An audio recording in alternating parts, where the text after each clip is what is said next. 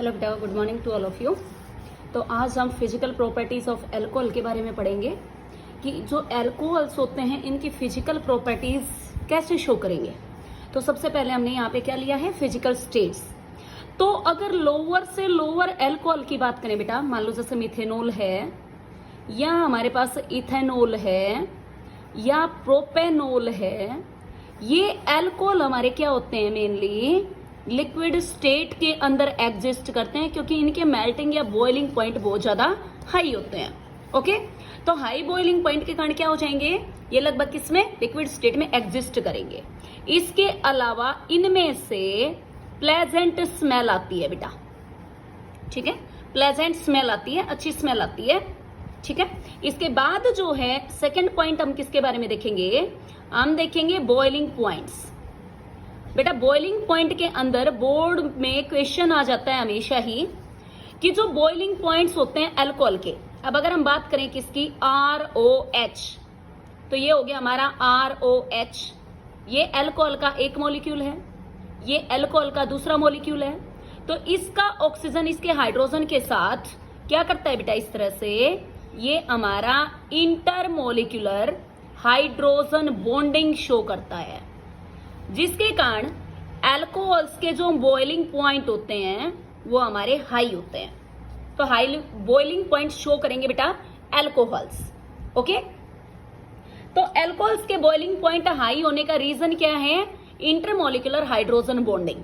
अब अगर हम यहां पे ये देखें कि मान लो हमारे पास CH3OH है, इससे ज्यादा बॉइलिंग पॉइंट होगा बेटा CH3CH2OH का, इसके बाद CH3CH2CH2OH का। जैसे जैसे कार्बन का नंबर बढ़ता जाएगा बेटा, इनके बॉइलिंग पॉइंट्स क्या होते जाएंगे, इंक्रीज होते जाएंगे। अब आपको एक चीज याद रखनी है कि अगर ब्रांचिंग होती है, अगर ब्रांचिंग होती है, ब्रांचिंग के केस में क्या होता है, सरफेस एरिया रिड्यूस हो जाता है, या हम ये कह सकते हैं डिक्रीज हो जाता है। तो इसलिए बॉइलिंग पॉइंट भी क्या हो जाते हैं, डिक्रीज।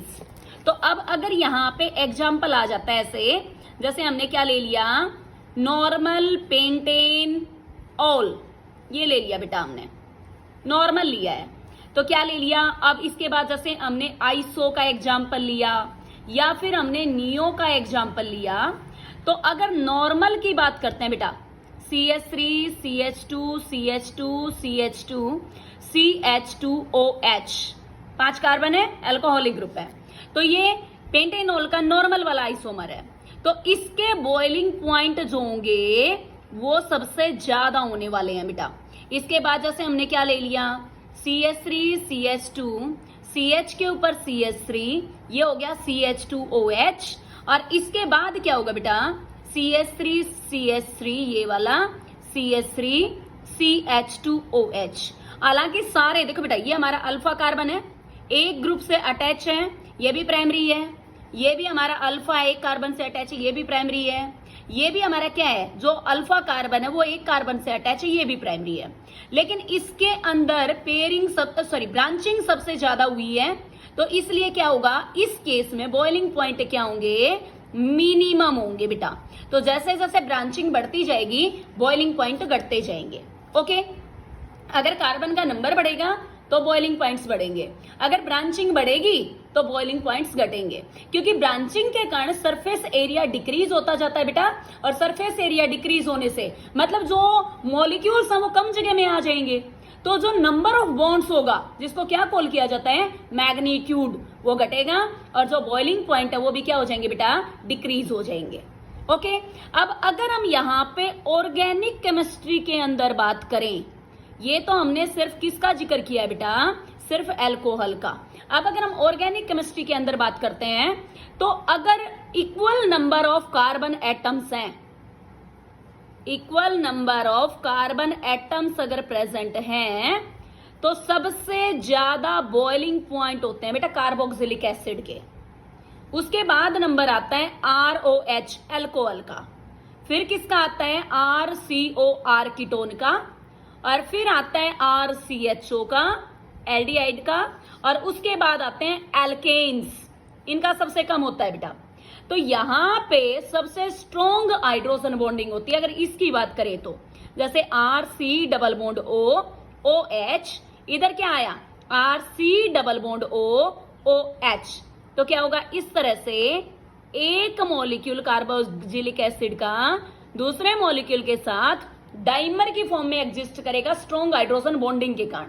हालांकि hydrogen bonding week forces of attraction होते हैं बेटा, लेकिन नंबर बढ़ेगा तो स्ट्रेंथ बढ़ेगी। मतलब जितने ज्यादा हाइड्रोजन बॉन्डिंग होती जाएगी, नंबर बढ़ता जाएगा, वैसे वैसे इनके बॉइलिंग पॉइंट्स बढ़ते जाएंगे। तो सबसे ज्यादा हाइड्रोजन बॉन्डिंग किसके अंदर होती है, कार्बोक्सिलिक एसिड में।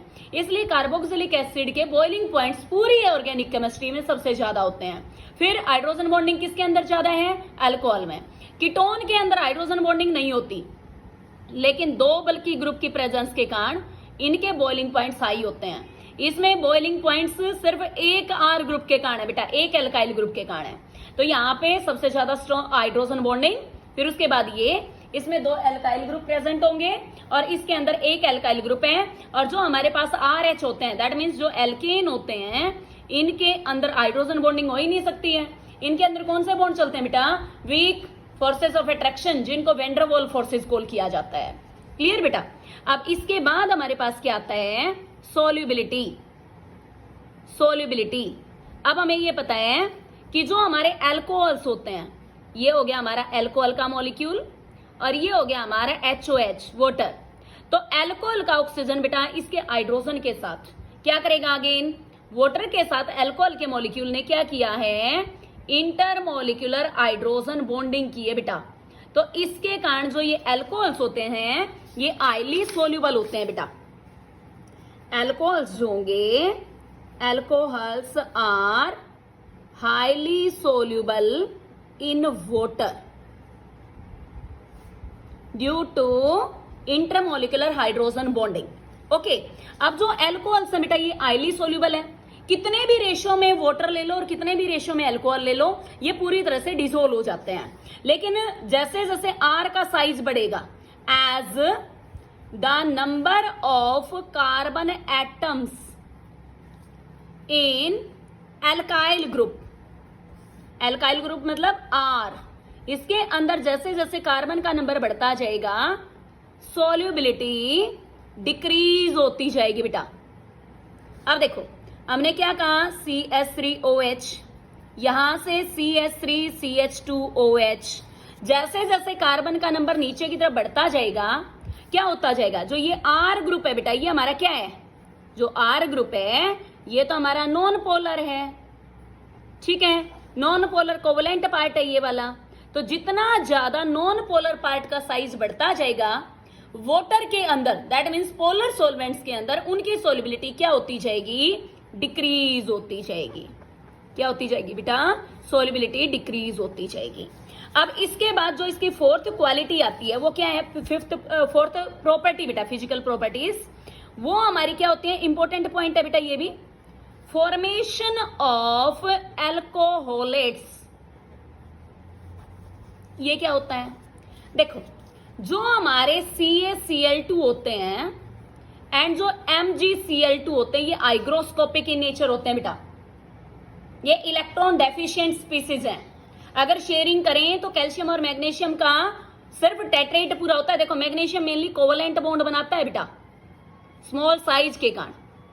ये हमारा हो गया बेटा Cl वाला, 1 2 3 4 5 6 7, ये हो गया बेटा, इधर से ये हुआ, और मैग्नीशियम का सिर्फ टेट्रेट पूरा हुआ है।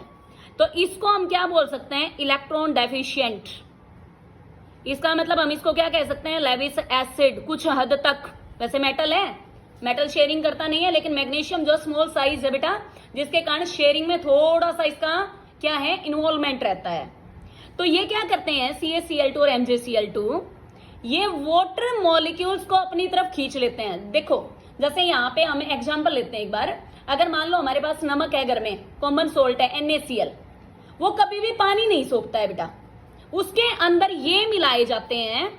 और अगर हमने बारिश के मौसम में सोल्ट के बॉक्स को, डिब्बे को, कंटेनर को खुला छोड़ दिया तो क्या हो जाता है, वो पसीज जाता है, सील जाता है, जो मॉइस्चर है उसको एब्जॉर्ब कर लेता है। तो उसको बोलते हैं हम, क्या बोलते हैं उसको, हाइग्रोस्कोपिक नेचर। एब्जॉर्ब कर लेता है पानी को। तो ऐसे ही ये क्या करते हैं, पानी के अलावा, पानी क्या है, लेविस बेस, तो ऐसे ही CaCl2 या MgCl2 क्या करते हैं बेटा, जैसे मीथेनॉल के मॉलिक्यूल्स को ट्रैप कर लेते हैं। अब जैसे हमने यहां पे कर दिया C2H5OH, तो जो ये अल्कोहल्स के CaCl2 या MgCl2 के साथ कंपाउंड बने हैं, इनको क्या कॉल किया जाता है बेटा, अल्कोहोलेट्स। मतलब अल्कोहल के मॉलिक्यूल्स जब CaCl2 या MgCl2 के साथ इन्वॉल्व होंगे तो हम इनको क्या कॉल करेंगे बेटा, अल्कोहोलेट्स, क्योंकि ये लेविस एसिड है। और जो ये होते हैं, हमें ये पता है कि अल्कोहल के मॉलिक्यूल में ऑक्सीजन की प्रेजेंस है जहां पे लोन पेयर प्रेजेंट होंगे और ये लेविस बेस की तरह बिहेव करेगा। ओके, एक बार इसका एक और देखते हैं बेटा, फिजियोलॉजिकल एक्शन।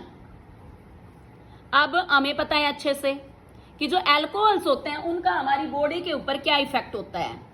अब अगर हम CH3OH की बात करें बेटा, ये हमारा क्या होता है, मीथेनॉल।